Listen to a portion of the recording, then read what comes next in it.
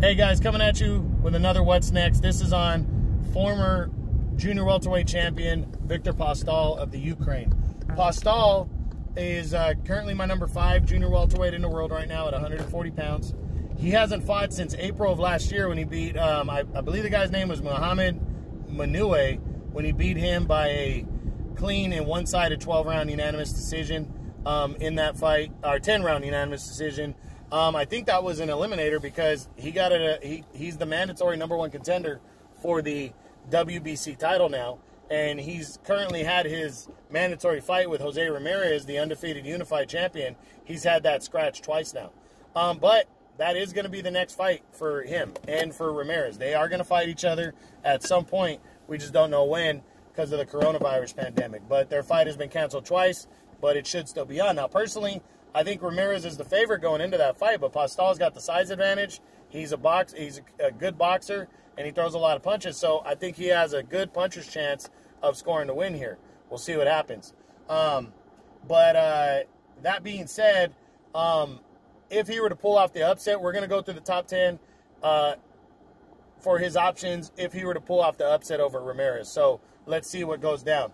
We start with #1 undefeated unified champion Josh Taylor, which would be a rematch. I don't think the fight could happen next unless he was willing to give up the WBO title.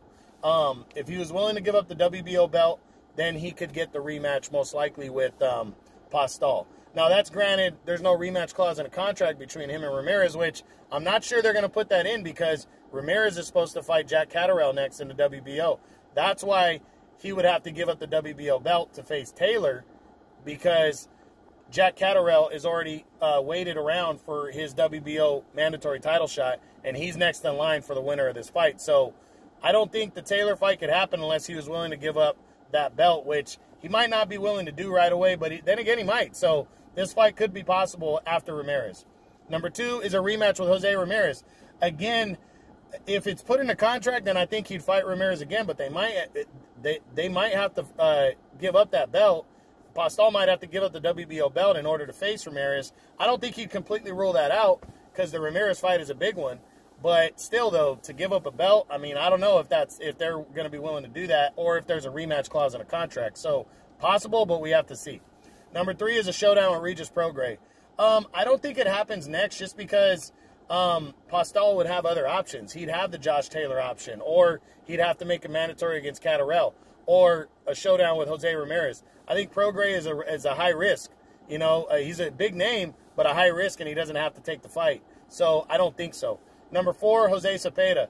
I don't see it. Again, he would have other bigger name options. Cepeda is not a mandatory challenger. His highest rating is in the WBC, and that wouldn't be due until later on next year, so I don't see it. #5 is Postol. #6 is Robert Easter Jr. He's not even anywhere near the rankings. I think Postol and him are both promoted by the PBC. That'd be the only way I could see the fight going down. But again, he'd have to give up the WBO belt to face a guy like Easter next, and it would only be the one title on the line. Does he want to give up a belt to do that? I'm leaning towards the no. #7, Maurice Hooker. Again, same thing. He'd have to give up the WBO belt to face Hooker. Hooker's currently flirting with moving up to 147 anyway, and I just don't think him and Postol get together. #8 is Kiro Relic, former champion. Wouldn't make any sense. He's got bigger options, bigger names, and he wouldn't want to give up the belt. #9, Pablo Cesar Cano. Same situation. Wouldn't want to give up a belt to face a guy like Cano, who's not a big-name guy. And then the three-way tie for 10th, you got Adrian Granados. I think they're both promoted by PBC, but it wouldn't make sense to face Granados because he'd have to give up a belt. Also tied for 10th, Ivan Barianchek, the former IBF champion. Not going to happen because he'd have to give up a belt. And then finally, Rances Barthelemy, former 2-division world champ. Not going to happen because, again, he'd have to give up the belt, even though they are both promoted by PBC, so it's possible, but unlikely. So if he pulls off the upset over Jose Ramirez, what do I think Viktor Postol is going to do next? I think there's a good chance of him and Josh Taylor. I do. But he'd have to give up the WBO belt to face Taylor in a unification bout. And I think they would just rather lock horns for the undisputed. So I'm going to say possible, but that's like the second option. The third option, I'm going to jump to the third option, would be a rematch with Jose Ramirez. But that's only if the fight's close and there's a rematch clause in the contract, which very well could be, but I don't know if that fight happens.